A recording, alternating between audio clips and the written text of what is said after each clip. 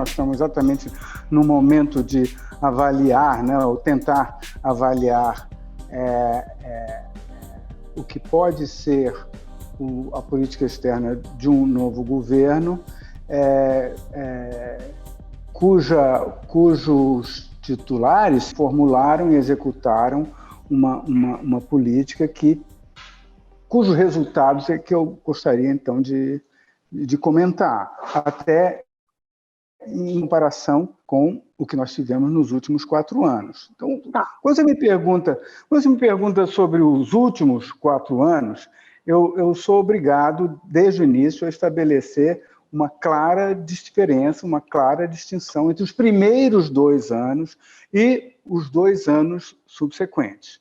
Porque nos primeiros 2 anos, o Itamaraty foi entregue, foi melhor, confiado a um diplomata júnior, muito influenciado pelas ideias de Olavo de Carvalho, a quem ele havia sido apresentado nos Estados Unidos, e com uma noção muito própria, digamos, muito particular e, ao mesmo tempo, muito peculiar de como deveria o Brasil se apresentar à comunidade internacional. Isso causou, evidentemente, muita inquietação dentro de, enfim, grande parte da sociedade brasileira, do próprio Ministério, se quiser, e confundiu os parceiros, porque foram feitas, e não só pelo ministro de Estado, mas também por outros atores, né? A família do presidente, o próprio presidente, declarações muito infelizes, desnecessárias, gratuitas, com relação à China, por exemplo. O alvo era, sobretudo, China, mas também Palestina, se você quiser, com o aceno, né, de mudar a embaixada da capital, de Tel Aviv para Jerusalém. Esses foram, talvez, os fatos mais notáveis naquele momento. Ao mesmo tempo em que se realizava um alinhamento automático com os Estados Unidos, que é uma coisa, enfim, que todos achavam que pertenciam ao passado, né? Também totalmente desnecessário, porque existe entre os Estados Unidos e o Brasil já um substrato de inter-relação que é muito forte, que supera as divergências eventuais, e elas existem, evidentemente. São 2 países diferentes, são não só interesses diferentes, como são necessidades diferentes. Toda essa política externa, não é que ela tenha causado, do meu ponto de vista, um prejuízo irreversível para o Brasil. O que sempre se coloca é uma questão de imagem, mas imagem é uma coisa fugidia, é uma coisa que você acaba também reconstruindo, como, do meu ponto de vista, também foi, em grande parte, reconstruído pela política de contenção de danos do Carlos França. Para ser justo, os 2 últimos anos foram nesse sentido. O Brasil recuperou muito da sua credibilidade. Isso foi a preparação, talvez, ideal para a mudança de governo. O Itamaraty é talvez um dos poucos ministérios em que a transição está sendo perfeitamente suave. Porque, de novo, os atores são diplomatas profissionais, né? que no caso do Carlos Franco, perfeitamente conscientes, né? da necessidade de entregar o Ministério com as realizações que pôde fazer, beneficiado também, ao mesmo tempo, pelas mudanças que ocorreram, tanto no meio ambiente, quanto, digamos, nas Nações Unidas. Nós tivemos, durante os primeiros 2 anos, votos, resoluções que se afastavam muito da tradição itamaratiana e que foram, de alguma maneira, recuperados nos últimos 2 anos. Então, o que eu costumo dizer é que determinados temas, o Itamaraty não vai mudar, como nunca mudou. Em alguns outros, sim, haverá diferença de ênfases, né? Diferença de preferências. Se você tomar, por exemplo, a participação do Brasil em organismos internacionais, isso não vai mudar. Se você olhar em retrospecto, você vai ver que, mesmo na época do Ernesto Araújo, o Itamaraty cumpria a sua agenda, né? a sua bilateral e multilateralmente. E regionalmente também. Mas, tomando o caso da integração regional, por exemplo, o que certamente vai mudar é a maneira como o Brasil vai se relacionar com, por exemplo, seus parceiros do Mercosul, ou com a própria América do Sul, com a reativação, se você quiser, da CELAC, da Unasul, que por motivos políticos e até ideológicos, nos 2 primeiros anos, e isso também acabou entrando na gestão do Carlos França, ficaram totalmente fora do radar. Então, isso vai se alterar. Agora, o principal é você ter consciência de que nenhuma mudança específica vai ocorrer no caso da política externa do Brasil, se você não tiver políticas públicas que visem a atender aos objetivos permanentes do Estado. Ou seja, crescimento econômico, justiça social e custos reduzidos. E nós estamos justamente numa situação de metas de inflação, metas de câmbio estão sendo mal e mal cumpridas por causa da conjuntura. E nós temos um problema de equilíbrio fiscal que, se não tiver uma solução, se não tiver uma definição de âncora fiscal no muito curto prazo, isso vai ter repercussões, inevitavelmente. Então, você só pode realizar realmente uma política externa que eu acho que deve ser construtiva e de molde a atrair mais investimentos no Brasil, uma política externa de cooperação, e não só com seus parceiros tradicionais, mas também, como sempre quis o PT, com os parceiros do Sul, né? Tudo isso é possível, mas só é possível, só ocorrerá do momento em que você tiver numa rota de crescimento sustentável, de políticas macroeconômicas sustentáveis. Eu acho, então, que você tem, acho que talvez nunca tenha deixado de ter, nos últimos anos, dilemas reais e falsos dilemas. Um dilema real é claramente o caso do Mercosul. Desde o próprio começo do século, o Mercosul caminhou muito mais para se tornar um mecanismo de coordenação e consulta política, se expandindo, né? Tentando incluir outros países, outros parceiros, e muito menos voltado para a sua ideia original, que era de integração comercial, exemplo até de um regionalismo aberto. Se isso não aconteceu na época do Bolsonaro, não sei se vai acontecer na época do Lula, porque aqui você vai ter, de novo, aquela visão de que o comércio é talvez menos importante do que você ter parceiros e tudo. É uma visão. Do meu ponto de vista, não é a melhor política comercial que você possa fazer. A melhor política comercial é abrir o Mercosul.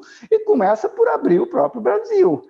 Se você não tiver um programa de liberalização autônoma, como foi o que, inclusive, idealizou o Palocci em 2003, 2004, e que acabou não progredindo, se você não tiver uma maior abertura da economia, a produtividade da indústria vai continuar muito baixa. Isso vai atrasar o crescimento do Brasil.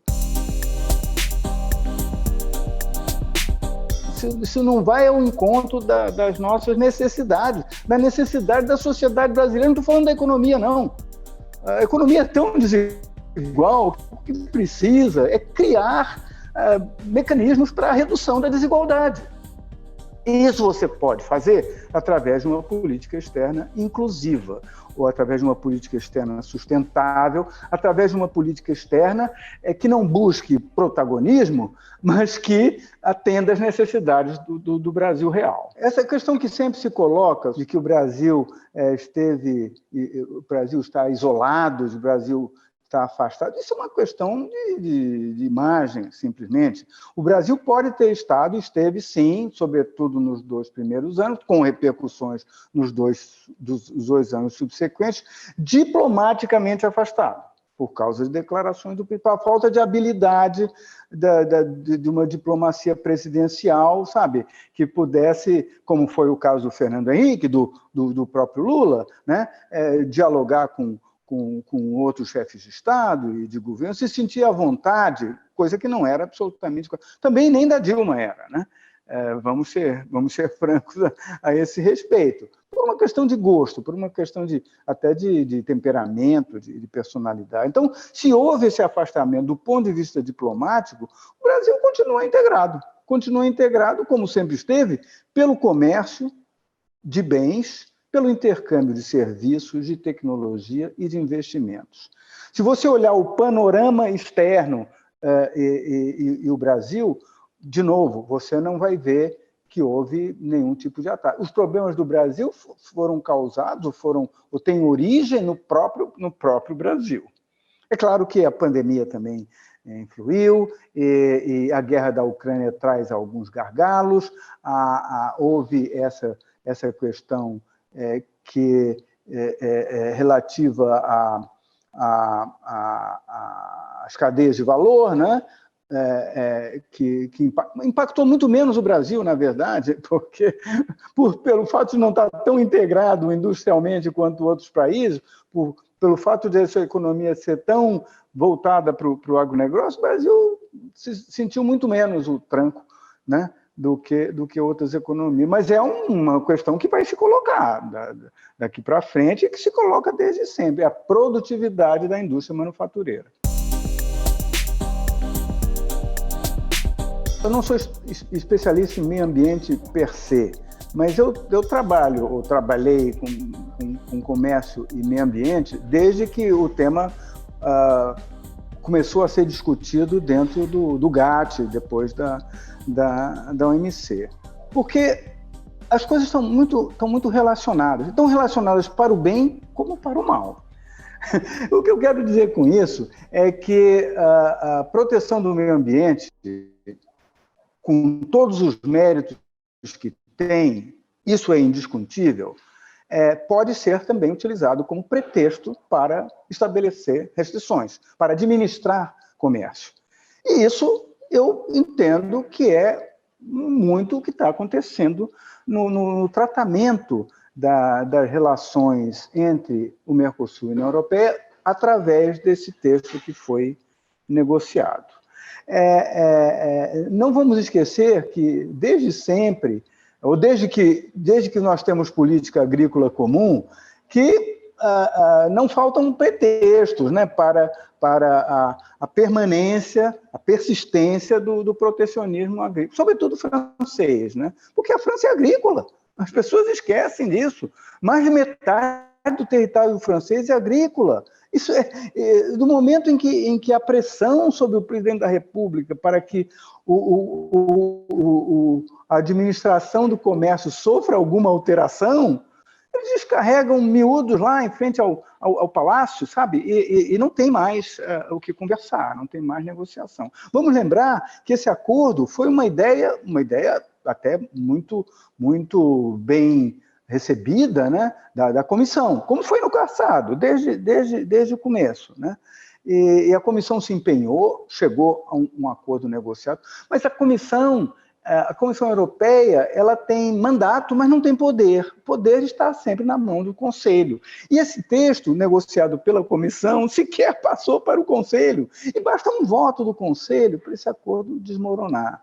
É claro que a Comissão continua tendo interesse, porque ela cuida do comércio, mas não cuida, quer dizer, cuida também não cuida do meio ambiente, né? A Comissão de Comércio, né? A negociadora, como é o USTR nos Estados Unidos, né? Então isso acaba criando uma atmosfera até de conflito, de desgaste interno, que não é conducente a uma solução favorável desse quiprocó.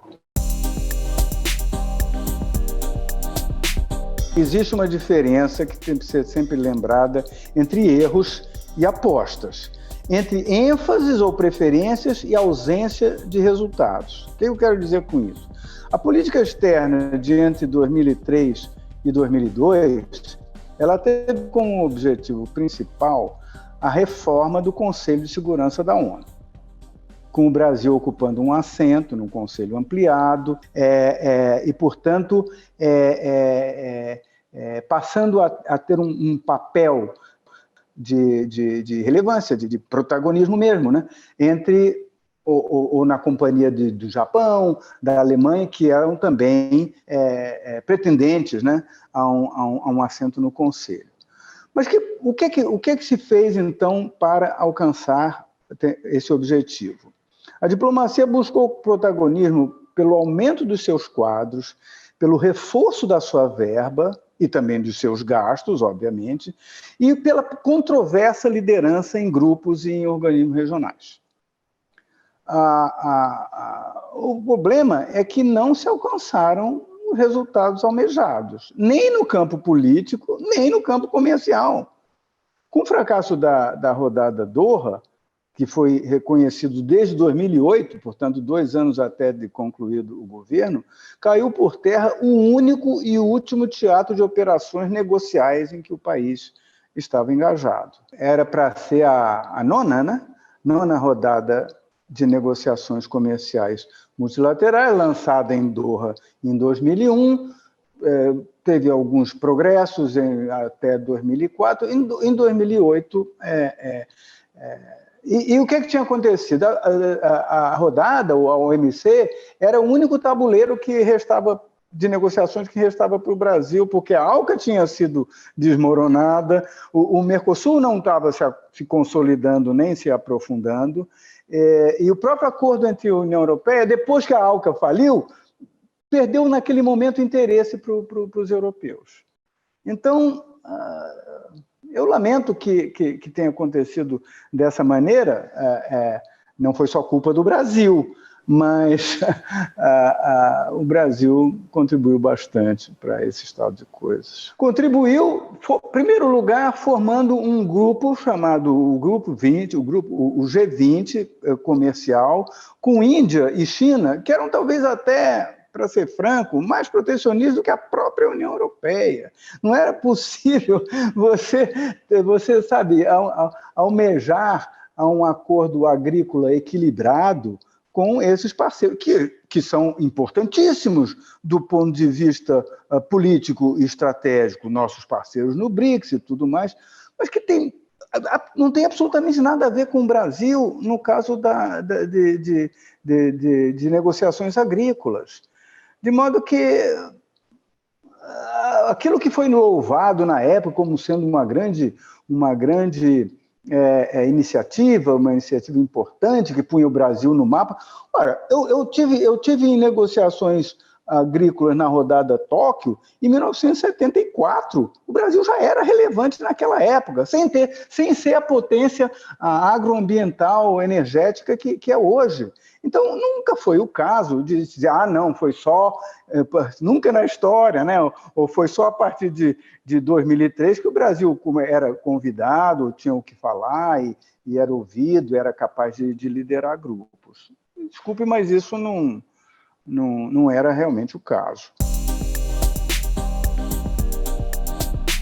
Eu evito falar em erros para não ser injusto, não vou pointing figures portanto, eu sempre estabeleço a divisão. As apostas é que talvez tenham sido equivocadas. As apostas